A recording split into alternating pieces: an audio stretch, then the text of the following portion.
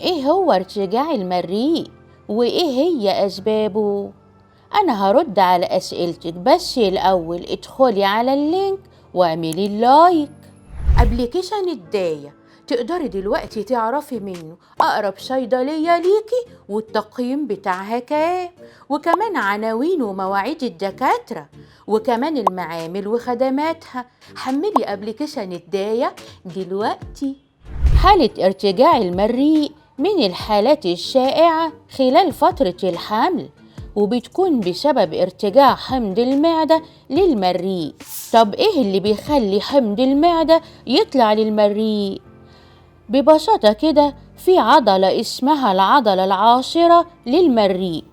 العضلة دي اللي بتفصل بين المريء وبين المعدة، وأثناء فترة الحمل بيحصل ارتخاء للعضلة دي، وبكده بيكون سهل على حمض المعدة إنه يرجع تاني للمريء.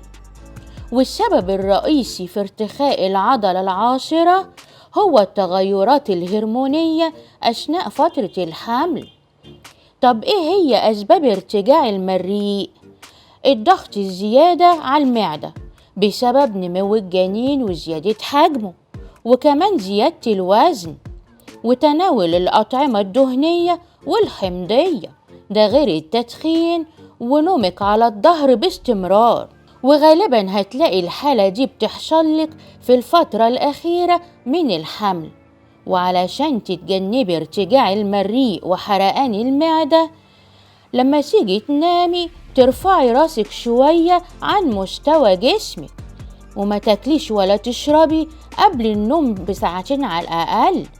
وبعد ما تخلصي أكلك حاولي إنك تقعدي في وضع مستقيم لمدة 3 ساعات، وابعدي عن كل الأكلات الدهنية والحمضية واللي ممكن تزود من حموضة المعدة. ولازم تقسمي وجباتك لوجبات صغيرة وخفيفة وتاخديها بفترات منتظمة.